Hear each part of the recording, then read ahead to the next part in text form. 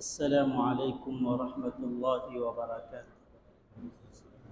الحمد للہ وحدہ والصلاة والسلام على من لا نبی بعدہ، اما بعد، قال اللہ تبارک وتعالی: من كان يرجو لقاء ربه فليعمل عملا صالحا ولا يشرك بعبادة ربه أحدا۔ وقال النبي صلى الله عليه وسلم: كما تعيشون تموتون، او كما قال النبي صلى الله عليه وسلم۔ محترم بزرگوں، عزیز دوستوں اور نوجوانوں، مذاکرہ چل رہا تھا ان اعمال کا جس سے بندے کو مرتے وقت کلمہ نصیب ہوتا ہے، ایمان اور اعمال صالحہ پر خاتمہ ہوتا ہے، حسن خاتمہ اور خاتمہ بالخیر نصیب ہوتا ہے۔ چار اعمال بتلائے گئے تھے۔ ایک تو اپنے ایمان پر شکر بجا لانا، اس سے ایمان پہ خاتمہ نصیب ہوتا ہے۔ دوسرا، ایمان کے بول کو کثرت سے بولنا اور اس کی دعوت دینا۔ تیسرا عمل، دعاؤں کا اہتمام کرنا کہ ایمان پر خاتمہ نصیب ہو۔ چند دعائیں جو احادیث میں تھی وہ بھی بتلائی گئی تھی۔ چوتھا عمل بتلایا گیا تھا کہ اذان کے بعد کی جو دعا ہے اس کے پڑھنے کا اہتمام کرنا، کہ نبی پاک صلی اللہ علیہ وسلم نے ایسے بندے کے لیے شفاعت اور سفارش کو اپنے ذمہ لازم قرار دیا۔ یوں فرمایا کہ ایسے بندے کو جو اذان کے بعد کی دعا کا اہتمام کرتا ہے اس کو میری شفاعت اور سفارش نصیب ہوگی۔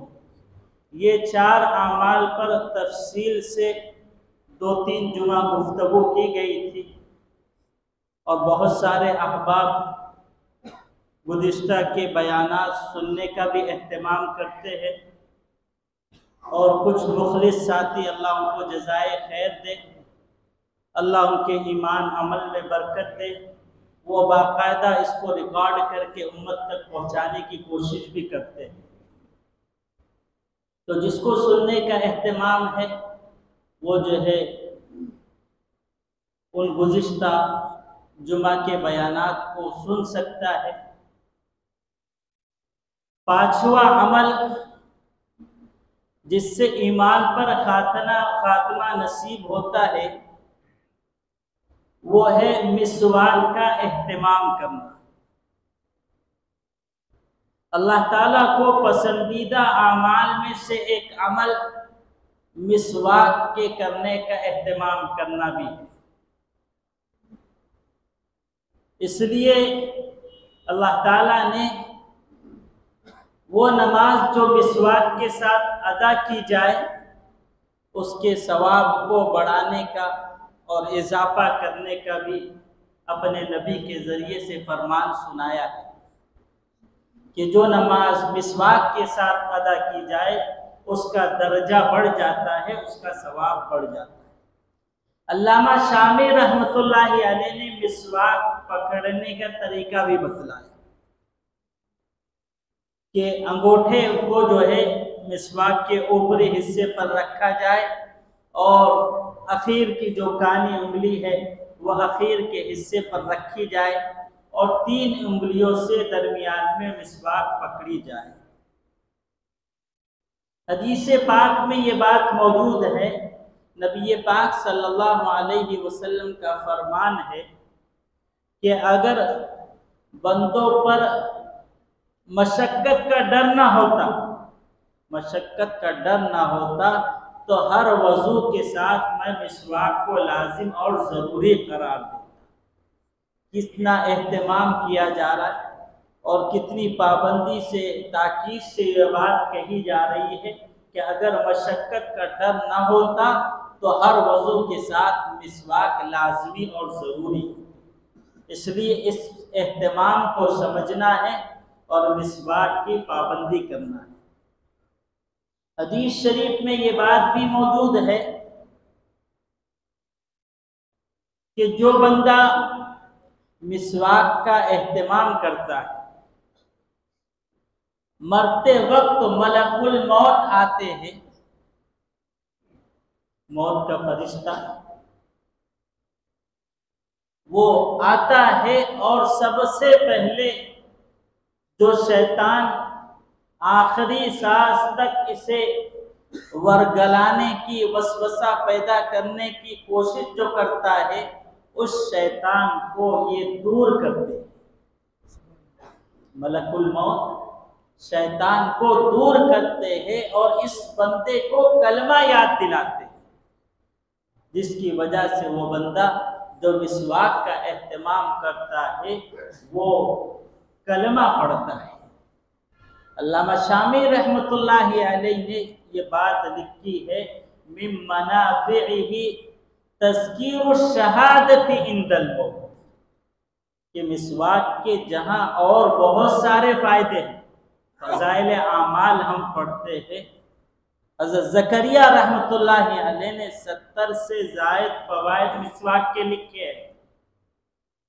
کوشش کرے اس کا مطالعہ کر، کیونکہ یہ وقت مختصر ہوتا ہے، ساری باتوں کو بیان نہیں کیا جا سکتا، اس لیے فضائل اعمال کھول کر جہاں مسواک کی فضیلت بیان کی گئی ہے اس میں 70 سے زیادہ فوائد اس کے بتلائے ہیں، اس کو پڑھنے کا اہتمام کیا جائے، اس لیے کہ مطالعے کا آج ذوق اور شوق رہا ہی نہیں۔ اخبار تو پڑھ رہے ہیں روزانہ پابندی سے، خبریں تو سن رہے ہیں پابندی سے، لیکن نہ کوئی مطالعہ رہا، نہ قرآن کی تلاوت رہی، یہ سب پیچھے چھوٹ چکا ہے۔ ہمیں جو پرانے لوگ تھے اور جو پرانی ترتیب ہے اس پر آنا چاہیے۔ لوگ کہتے ہیں زمانہ بدل چکا ہے، آگے بڑھ چکا ہے، اب نئے آلات آئے تو اسی کو استعمال کر رہے ہیں اور فائدہ اٹھانے کے بجائے نقصان اٹھاتے جا رہے ہیں۔ تو کوشش یہ کرنا چاہیے کہ مطالعے کا اہتمام ہو اور ان 70 فضائل کو جو ہے پڑھا جائے اہتمام سے۔ اور یہ جو طلبہ موجود ہے ہمارے، میں تو ان سے جو ہے وہ سب چیزیں سننے والا ہوں، اس لیے کہ طلبہ بھی رہتے ہیں، تو طلبہ سے تو وہ چیز میں باقاعدہ آپ کو تو نہیں بول سکتا کہ ایک ایک کر کے آپ سناؤ، لیکن ہمارے طلبہ انشاءاللہ وہ 70 فضائل انشاءاللہ سنائیں گے نا۔ تو مطالعے کا اہتمام کیا جائے۔ مسواک کے کرنے کا جو سب سے بڑا فائدہ ہے کہ مرتے وقت کلمہ نصیب ہوتا ہے، تو یہ 5واں عمل ہے جس کے اہتمام کا ہمیں خیال رکھنا ہے۔ 6واں عمل ہے، میں بہت اختصار سے اس چیز کو پیش کر رہا ہوں، اس لیے کہ ایک ایک چیز اگر اس کو تفصیل سے بیان کیا جائے تو ایک ایک جمعہ جو ہے ایک ایک اعمال میں ہی چلا جائے گا، اس لیے اختصار سے میں یہ باتیں پیش کرتا ہوں۔ 6واں عمل ہے اللہ سے محبت کا اظہار کرنا، اللہ سے محبت کا اظہار کرنا، اس سے بھی بندے کا خاتمہ ایمان پر ہوتا ہے اور مرتے وقت کلمہ نصیب ہوتا ہے۔ اب اللہ سے محبت کا اظہار کیسے کیا جائے؟ ایک تو اللہ سے محبت کا اظہار زبان سے کرنا ہے کہ اللہ کا نام محبت سے لیا جائے، اللہ کا نام محبت سے لیا جائے، اللہ کی قدرت کی نشانیوں کو، دنیا میں اللہ تعالیٰ نے کیسی کیسی چیزیں بنائی ہے، دنیا اس سے عاجز اور قاصر ہے، اس کے بنانے سے، اس کے پیدا کرنے سے، ان اللہ کی قدرت کے مظاہر کو دیکھ کر زبان پر اللہ کی تعریف ہو، اللہ کے محبت کے گن گائے جائے کہ واہ اللہ یہ تیری ہی قدرت ہے اور تو ہی یکتا اور واحد ہے جو اس کو وجود میں لانے کو۔ حضرت مولانا عبدالرشید گنگوہی رحمۃ اللہ بڑے اکابرین اور بزرگوں میں سے ہیں، وہ فرماتے ہیں کہ اگر بندہ ایک مرتبہ پوری زندگی میں اللہ کا نام محبت سے لے لے، پوری زندگی میں ایک مرتبہ اللہ کا نام محبت سے لے لے، اللہ تعالی اس ایک مرتبہ محبت سے اپنا نام لینے کی وجہ سے اس کو ضرور بضرور جنت میں داخل فرمائیں گے۔ اور اکابرین کا ہوتا ہے لیکن احادیث کی روشنی میں ہوتا ہے۔ بعض لوگ بڑے دھوکے میں ڈال دیتے ہیں کہ یہ بزرگوں کی بات کہاں سے، قرآن حدیث کی بات ہونا چاہیے، لیکن دراصل یہ بزرگوں کی باتوں سے ہی اور ان کی زبان سے ہی قرآن اور احادیث کے الفاظ نکلتے۔ اگر حدیث ہم نے دیکھے من کان آخر کلامہ لا الہ الا اللہ دخل الجنہ، اس میں بھی یہی مطلب ہے، اس میں بھی یہی مطلب ہے، آخری کلام اگر لا الہ الا اللہ ہو تو بندہ جنت میں داخل ہوگا۔ اسی طریقے سے وہ حدیث کہ جو بندہ ایمان والا ہے وہ چاہے سزا بھگتنے کے بعد لیکن ایک مرتبہ اگر اللہ کی گواہی محبت سے دے دی ہے وہ بندہ جنت میں ضرور داخل ہو۔ تو یہ نہ سمجھنا چاہیے اور اس دھوکے میں نہ آنا چاہیے کہ یہ تو بزرگوں کے اقوال ہیں، بلکہ بزرگوں کے اقوال کو اگر آپ باریک بینی سے دیکھیں گے تو قرآن اور حدیث کا نچوڑ آپ کو سمجھ میں آئے گا، قرآن و حدیث کا نچوڑ آپ کو سمجھ میں آئے گا۔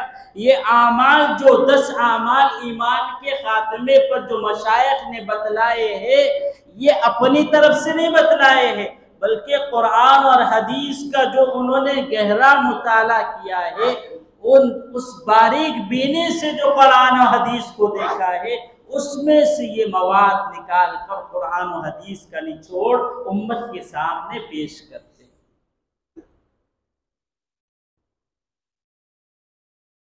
تو چھٹا عمل اللہ سے محبت کا اظہار کرنا، زبان سے بھی اللہ کا بولنا اور دل سے بھی اللہ کی محبت کا اظہار ہونا۔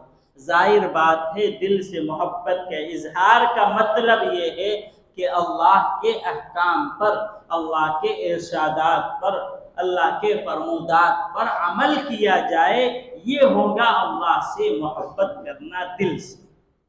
تو زبان اور دل سے محبت کا اظہار اگر بندہ کرے گا اللہ تعالیٰ مرتے وقت کلمہ نصیب فرمائیں گے اور ایمان کے ساتھ اس دنیا سے رخصت ہوگا۔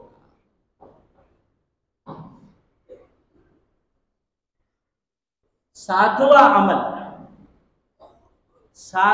عمل کہ اللہ کے ڈر کی وجہ سے گناہ کا چھوڑ دینا، اللہ کے ڈر کی وجہ سے گناہ کا چھوڑ دینا، اس سے بھی بندے کو کلمہ نصیب ہوتا ہے اور ایمان پر خاتمہ نصیب ہوتا ہے۔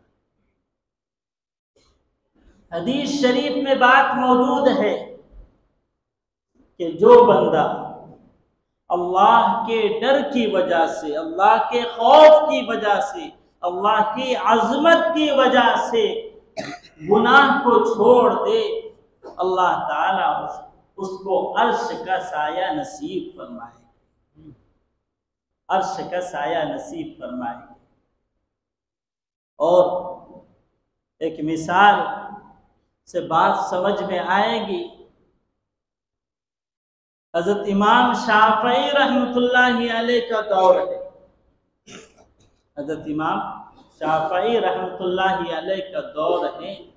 حاکم وقت بادشاہ وقت ایک مرتبہ تنہا میاں بیوی ساتھ میں بیٹھے تھے، بیوی ناراض تھی، بیوی ناراض تھی۔ اب یہ بادشاہ شوہر جو ہے بیوی کو منا رہا تھا، اور منانا بھی چاہیے۔ بیوی کو اگر نہ منایا جائے، بیوی اگر چین سے نہ رہے تو شوہر بھی چین سے نہیں رہ سکتا۔ بیوی اگر چین سے ہے تو شوہر چین سے ہے، بیوی اگر جو ہے ناراض ہے تو شوہر کا جینا حرام کر دیتی ہے۔ تو بیوی کو منانا چاہیے۔ یہ چیزیں عام طور سے بیان نہیں کی جاتی ہیں، لیکن احادیث میں یہ بات بھی ملتی ہے کہ بیوی ناراض ہو جائے تو شوہر منائے۔ اگر شوہر کی غلطی ہے شوہر منائے، اور غلطی نہ ہو بیوی کی ہی غلطی ہو لیکن کم عقل ہوتی ہے، اگر اس کو نہیں منائیں گے تو تمہارا ہی نقصان ہو۔ کہا گیا کہ تیڑی پسلی سے بنی ہے، اگر سیدھا کرنا چاہو گے تو ٹوٹ جائے گی، اس لیے اسی ٹیڑے سے کام چلا دیا کرو۔ تو بہرحال شوہر کا کام ہے بیوی کو منائے، بیوی کا کام ہے شوہر کو منائے۔ یہ رسول اللہ صلی اللہ علیہ وسلم کی سنت ہے، یہ آپ کا طریقہ ہے، اس سے گھر خوشحال بنتا ہے، سکون آتا ہے، گھر جنت نما بنتا ہے۔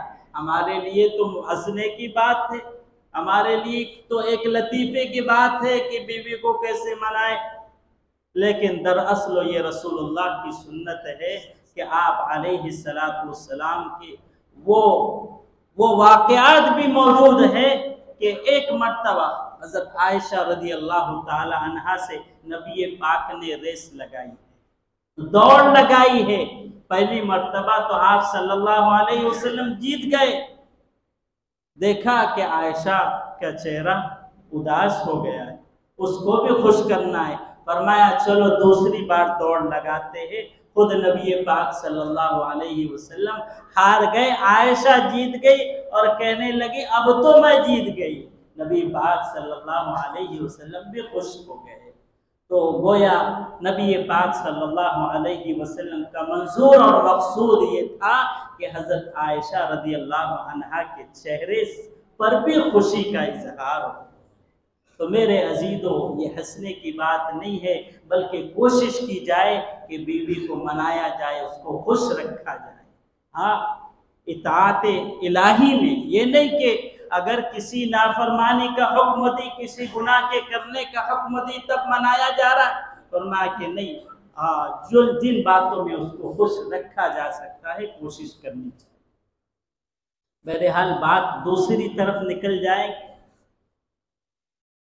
تو بادشاہ وقت اپنے بیوی کو منا رہا تھا لیکن وہ مانتی ہی نہیں تھی، اور کہتے ہیں نا کہ جتنا منا اتنا نخرے کرتی، تو وہ ایسا ہی کرنے لگی۔ اب بادشاہ وقت بہت منا رہا ہے، میٹھی میٹھی باتیں کر کے اور کچھ الگ الگ باتیں کر کے، لیکن بیوی ماننے کو تیار نہیں۔ آخر میں جو ہے بیوی نے یہ کہہ دیا کہ پرے ہٹ جہنمی کہہ دیا۔ بادشاہ وقت کو شوہر کو کیا کہہ دیا کہ دور ہٹ جا جہنمی۔ اب حاکم وقت کو بھی غصہ آ گیا کہ جہنمی کہہ دی تجھ کو 3 طلاق۔ اب بات غصے میں تو ہو گئی۔ ایسے ہی میرے عزیزو، آج جو گھر بگڑ رہے، آج جو گھرانے بگڑ رہے ہیں، اس کی بنیادی وجہ چھوٹی چھوٹی بات پر غصہ آ گیا اور طلاق دے دی یا خلا لے دی۔ یہ بہت عام ہو چکا ہے۔ اس لیے نبی پاک صلی اللہ علیہ وسلم نے فرمایا کہ حلال چیزوں میں سب سے ناپسندیدہ چیز وہ طلاق ہے۔ حلال تو ہے موقع محل کے اعتبار سے طلاق دینا، لیکن اللہ کو وہ عمل بہت ناپسندیدہ ہے، اور آج یہ عمل بہت زیادہ ہو رہا ہے، چھوٹی چھوٹی باتوں پر طلاق ہو۔ اب ظاہر بات ہے بادشاہ وقت نے طلاق تو دے دی، لیکن صبح میں جب غصہ ٹھنڈا ہوا تو یہ کیا ہو گیا، آسمان سر پر آ گیا۔ اب بادشاہ وقت تھا، کہاں کہ علماء سے ذرا فتویٰ لیا جائے، کیا ہوا کہ اس نے جہنمی کہہ دی تھی۔ میں نے کہا کہ اگر میں جہنمی ہوں تو تجھے 3 طلاق، اب طلاق واقع ہوئی یا نہیں ہوئی؟ اب سارے علماء میں بات پھیل گئی کیونکہ بادشاہ کا معاملہ تھا، لیکن کوئی تیار نہیں ہوا فیصلہ سنانے کے لیے کہ ہم کیا جانے کون جنتی ہے اور کون جہنمی، یہ تو رب کا معاملہ ہے، رب ہی فیصلہ کر سکتا ہے۔ اب بادشاہ بہت پریشان۔ حضرت امام شافعی رحمۃ اللہ علیہ کو خبر ملی تو کہا کہ میں اس کا فتویٰ دیتا ہوں۔ بادشاہ کو خبر پہنچائی گئی کہ امام شافعی تیار ہے فتویٰ دینے کے لیے۔ اب بادشاہ جو ہے امام شافعی کے پاس گیا۔ آج کے جیسا معاملہ نہیں تھا کہ علماء کو اٹھا لو اور جہاں چاہے وہاں بلا لو، جہاں چاہے وہ آپ کے نوکر ہی ہے، آپ کے خادم ہی ہے، جہاں علماء کو چاہو بلا لو اور اپنی غلامی کروا لو۔ ویسا ماحول نہیں تھا، آج یہی چل رہا ہے۔ علماء کو کیا سمجھ رکھنا ہے؟ وہ آپ کے مقتدی ہے، وہ آپ کے پیشوا ہے، وہ آپ کے امام ہے۔ آپ کے امام کو آپ نے غلام بنایا ہے، اپنا خادم بنایا ہے، ان کے پیچھے آپ کو جانا چاہیے۔ وہ قوم کے رہنما ہے، وہ امت کے مقتدی اور پیشوا ہے۔ امت کو چاہیے کہ ان کے پیچھے چلے، یہ نہیں کہ ان کو اپنے پیچھے چلا رہے۔ تو یہ بہت سوچنے سمجھنے کی بات ہے۔ میں بارہا یہ بات کہتا ہوں، علماء نے لکھا ہے کہ اگر کسی نے امام یا عالم کے خلاف کوئی لفظ کہہ دیا برائی میں اس کے خلاف، تو وہ اپنی آخرت کی فکر کر لے کہ علماء نے یہ بھی بات لکھی ہے کہ اگر وہ توبہ استغفار نہ کرے تو ہو سکتا ہے وہ ایمان سے ہٹ جائے اور اس کا ایمان سلب ہو جائے۔ اس لیے بہت سوچنے کی بات۔ تو اب یہ بادشاہ وقت امام شافعی کے پاس پہنچے، کہاں کیا فتویٰ ہے؟ تو پہلے الگ سے بلایا اور پوچھا مجھے یہ بتلاؤ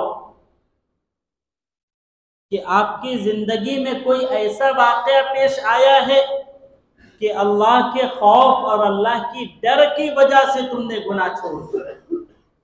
تو بادشاہ وقت نے کہا کہ ہاں، ایک موقع ایسا آیا ہے کہ میں جلدی اپنے گھر پہنچ گیا، ایک خادمہ تھی، بہت حسین، بہت خوبصورت تھی، میرا دل اس پر آ گیا اور میں نے ارادہ کیا کہ اس سے بدکاری کروں، لیکن جیسے ہی آگے قدم اٹھایا اس نے کہا اخاف اللہ، کہ اللہ سے ڈر، اللہ سے ڈر۔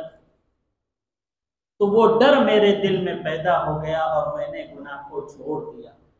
حضرت امام شافعی رحمۃ اللہ علیہ نے فرمایا کہ جاؤ، میں گواہی دیتا ہوں تمہاری طلاق نہیں ہوئی۔ اب یہ بات جب پھیل گئی کہ امام شافعی نے فتویٰ دے دیا کہ بادشاہ وقت کی طلاق نہیں ہوئی، وہ جہنمی نہیں ہے، تو سب علماء اکٹھے ہو گئے، ایسے کیسے فیصلہ دے دیا؟ تو پھر بات یہ سنائی کہ میں نے ایک آیت مبارکہ کے حساب سے فیصلہ دیا۔ وہ آیت ہے وَأَمَّا مَنْ خَافَ مَقَامَ رَبِّهِ وَنَهَى النَّفْسَ عَنِ الْهَوَىٰ فَإِنَّ الْجَنَّةَ هِيَ الْمَأْوَىٰ۔ مطلب یہ ہے کہ جو اپنے رب کے سامنے کھڑے ہونے سے ڈرے اور اپنے نفس کو خواہشات سے روکے، فَإِنَّ الْجَنَّةَ هِيَ الْمَأْوَىٰ، کہ جنت اس کا ٹھکانہ ہو، جنت اس کا ٹھکانہ ہوگی۔ یہ آیت سے بات ثابت ہو گئی کہ بادشاہ وقت اللہ کے خوف کی وجہ سے گناہ سے رکا ہے، اب اس کا فیصلہ جو ہے یہ ہے کہ وہ جنتی ہے۔ اس طور سے فیصلہ امام شافعی رحمۃ اللہ علیہ نے سنایا، اور حقیقت بھی یہ ہے کہ جو بندہ اللہ کے خوف کی وجہ سے گناہ چھوڑتا ہے، جنت اس کا ٹھکانہ ہوتی ہے اور اس کا خاتمہ ایمان پر ہو۔ اس لیے کوشش یہ کرنی چاہیے کہ اپنے اندر خشیت الہی، اللہ کا خوف پیدا کیا جائے، اور یہ اللہ کا خوف ہی بندے کو گناہوں سے بچا سکتا ہے۔ جب تک اللہ کا خوف نہیں ہے تو بندہ گناہ کرتے رہے گا۔ گناہ کو اگر چھوڑنا ہے اللہ کا خوف پیدا کرے، اللہ کی خشیت پیدا کرے۔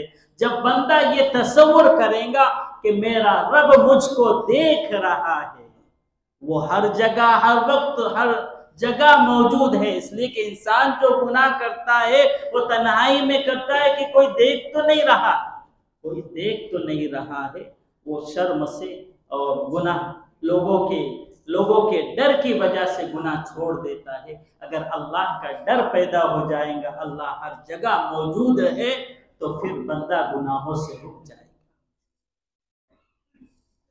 اسی طریقے سے ایک عمل ہے اللہ والوں کی صحبت اختیار کرنا، اللہ والوں کی صحبت اختیار کرنا، ان سے دوستی رکھنا، ان سے محبت رکھنا، اس بنیاد پر بھی ایمان پر خاتمہ نصیب ہوتا ہے۔ علامہ رومی رحمۃ اللہ علیہ، مولانا رومی رحمۃ اللہ علیہ نے ایک شعر لکھا ہے، یک زمانہ صحبت با اولیاء بہتر از 100 سالہ طاعت بے ریا۔ شعر کا مطلب ہے کہ اللہ والوں کے ساتھ ایک زمانہ بھی اگر گزار لیا جائے، یہ 100 سال کی بے ریا عبادت سے بہتر ہے۔ حضرت مفتی شفیع صاحب رحمۃ اللہ علیہ، انہوں نے جب اس شعر کو پڑھا تو سوچنے پر مجبور ہو گئے کہ ایک زمانہ اللہ والے کی صحبت کا اتنی بڑی عبادت سے بہتر کہ 100 سال عبادت سے، اور وہ بھی بے ریا عبادت سے بہتر ہے۔ تو اپنے شیخ حضرت تھانوی رحمۃ اللہ علیہ کے پاس گئے اور کہنے لگے کہ مجھے ایسا لگتا ہے کہ مولانا رومی رحمۃ اللہ علیہ نے، چونکہ شعر شاعری ہے تو ہو سکتا ہے اپنے اعتبار سے کوئی چیز بڑھا دی ہو، گھٹا دی ہو۔ تو حضرت تھانوی رحمۃ اللہ علیہ نے مفتی شفیع صاحب سے یہ بات کہی کہ میں یہ شعر پڑھ کر سناؤں؟ کہا کہ ہاں سناؤ۔ انہوں نے پڑھا، یک زمانہ صحبت با اولیاء بہتر از 1,00,000 سال عبادت بے ریا، 1,00,000 سال طاعت بے ریا۔ کہ تم 100 سال کی بات کرتے ہو، انہوں نے پڑھا کہ 1,00,000 سال عبادت کرنے سے بہتر ہے۔ تو مفتی شفیع صاحب کہنے لگے کہ 100 سال تو مجھے سمجھ میں نہیں آ رہے تھے، آپ نے 1,00,000 سال کہہ دیا کہ 1,00,000 سال عبادت سے بہتر ہے۔ تو حضرت تھانوی رحمۃ اللہ علیہ نے سمجھایا کہ دیکھو، شیطان نے ہزاروں سال اللہ کی عبادت کی۔ بلعم ابن باورہ قرآن میں تذکرہ ہے، مطالعہ کر لینا چاہیے، تفسیر میں بیٹھنے کا اہتمام کرنا چاہیے۔ فجر بعد یہاں مستقل تفسیر چلتی ہے، 10واں پارہ بھی چل رہا ہے الحمدللہ۔ تو تفسیر جہاں جہاں ہو رہی ہے وہاں بیٹھنے کا اہتمام کیا ہے۔ کوثر باغ میں بھی ہمارے چھوٹے بھائی مفتی نوید صاحب، وہ بھی فجر بعد تفسیر کرتے ہیں، اور یہاں پہ بھی ہم نے شروع کیا ہے الحمدللہ۔ ابھی 1.5 پونے 2 سال ہو گئے ہیں اور تفسیر چل رہی ہے۔ اللہ استقامت سے توفیق دے، اللہ ہی کی مرضی سے یہ ہوتا ہے عمل، اپنا کوئی کمال نہیں، لیکن قرآن کو سمجھنے کی کوشش کرنا چاہیے۔ تو بلعم ابن باورہ 300 سال عبادت کی، لیکن حال کیا ہوا؟ ابلیس بھی دھتکارا گیا، بلعم ابن باورہ بھی دھتکارا گیا۔ قرآن میں ذلت اور مردود کے لفظ استعمال ہوئے۔ تو فرمایا کہ عبادت پر حسن خاتمہ نہیں ہے کہ بہت زیادہ عبادت کر لی اب ایمان پہ خاتمہ نصیب ہوگا۔ فرمایا حدیث کے الفاظ ہے، ہم رجال لا یشقى جلیسہم، کہ اللہ والے وہ انسان ہے، اللہ والے وہ لوگ ہیں کہ ان کے پاس بیٹھنے والا بدبخت نہیں ہوتا ہے۔ تو حضرت تھانوی نے بات سمجھائی کہ اگر ایک زمانہ اہل اللہ کے پاس بیٹھ گئے، ان سے محبت کی، ان کے باتوں کو سنا، ان کی باتوں کو سنا، تو اس حدیث کی روشنی میں گویا کہ بشارت سنائی گئی کہ آپ بدبخت نہیں ہوگے۔ بہت اونچی بات ہے، بہت اونچی بات ہے، بہت بڑی بات ہے، سمجھنے والی بات ہے۔ اگر آج آپ سمجھ لیے تو ہر کوئی اہل اللہ کی صحبت اختیار کرے گا اور اپنے آپ کو بدبختوں سے نکال کر نیک بختوں میں شامل کرنے کی کوشش کرے۔ اور یہ بشارت ہے، یہ نبی پاک کا ارشاد ہے، میرے اپنے آپ کی گھر کی بات نہیں ہے، رسول اللہ صلی اللہ علیہ وسلم نے فرما دیا ہے اہل اللہ کے ساتھ بیٹھنے والا محروم نہیں ہوتا ہے، بدبخت نہیں ہوتا ہے۔ تو لاکھ سال عبادت کرنے والا بھی بدبخت ہو سکتا ہے، محروم ہو سکتا ہے، اس کا خاتمہ ایمان کے بغیر ہو سکتا ہے، لیکن اہل اللہ کے ساتھ رہنے والا اس پر گویا کہ اللہ کے نبی نے مہر لگا دی ہے، یہ بشارت اور خوشخبری سنا دی ہے، اہل اللہ کے ساتھ رہنے والا بے ایمانی کے ساتھ نہیں جا سکتا، وہ سعادت مندوں میں لکھا جائے گا، سعادت اس کے حصے میں آئیں گی۔ اس لیے کوشش کرے کہ اللہ والوں کو ڈھونڈ کر اللہ والوں سے تعلق کو جوڑا جائے، ان سے محبت رکھی جائے۔ لوگ کہتے ہیں آج ہمارے پاس وقت آپ کا کہاں کہاں جا رہا ہے، یہ بتلانے کی بات نہیں ہے۔ ہم ایک زمانہ اور ایک ساعت، ایک گھنٹہ یا آدھا گھنٹہ یا 10 منٹ اللہ والا کی ملاقات کے لیے نہیں نکال سکتے، اللہ والوں کے چہرے کو محبت سے دیکھنے کے لیے نہیں نکال سکتے، تو یہ بہت بڑی محرومی کی بات ہے۔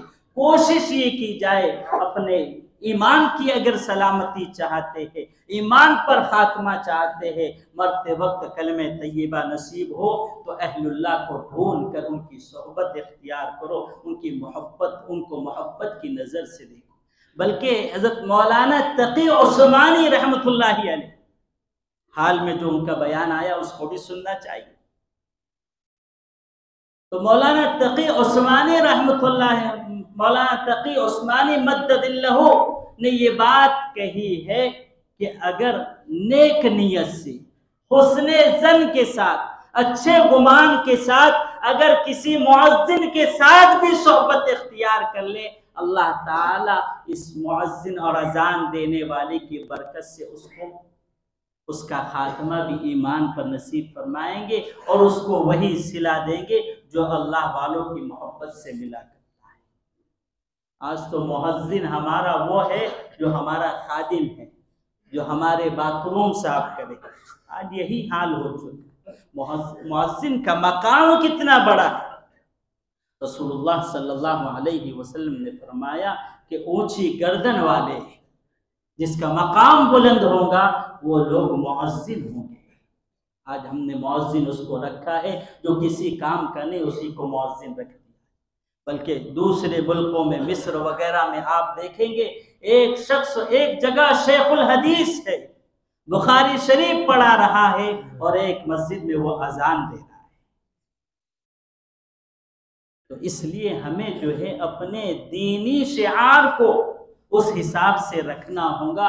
دینی معیار تو ہمارا گھٹتا جا رہا ہے، دینی معیار ہمارا گھٹتا جا رہا ہے۔ مؤذن تو وہ جو خالی ہے، امام تو جو اپنی مرضی سے چلتا ہے وہی امام رہے گا۔ کوئی بچے کو اگر قرآن پڑھا رہا ہے نورانی قاعدہ تو وہ ہمارے حساب سے ہم جتنے دیں گے اتنے لیں گا تو وہ پڑھائیں گا، ورنہ دوسرا چینج کر دیتے، بہت علماء ہے۔ تو ایمانی اور اسلامی اعتبار سے جو ہمارے شعار تھے ہم اس سے گھٹتے جا رہے، اور یہی وجہ ہے کہ اللہ کی طرف سے ذلت اور پھٹکار ہم کو مل رہی ہے، ہر طرف سے ذلیل ہو رہے، ہر طرف سے ذلیل اور خوار ہو رہے ہیں، پست ہو رہے ہیں۔ تمہارا کوئی وقار، کوئی ہمت نہ رہی، نہ تمہاری جرأت رہی، نہ تمہاری بہادری رہی جس کے گن گایا جاتے تھے۔ تو اہل اللہ کی صحبت کو اختیار کریں۔ دو چیزیں تقریباً باقی ہے، انشاءاللہ آئندہ جمعہ میں اس کو بیان کیا جائے گا۔ وقت آگے بڑھ جاتا، سوچا تھا سب 6 چیزیں اور مکمل ہو جائیں گی، ابھی 2 چیزیں جس پر جس کی بنیاد پر ایمان پر خاتمہ ہوتا ہے، انشاءاللہ آئندہ جمعہ بتلایا جائے گا۔ جو باتیں بتلائی گئی بہت اونچی بات ہے، بہت مفید بات ہے، اللہ کے رسول کی اور اہل اللہ نے جو قرآن و حدیث کی روشنی میں کہی ہے وہ باتیں ہیں، ان کو اپنے دامن سے باندھ لے اور اس پر عمل کرنے کی کوشش کرے۔ وآخر دعوانا الحمدللہ۔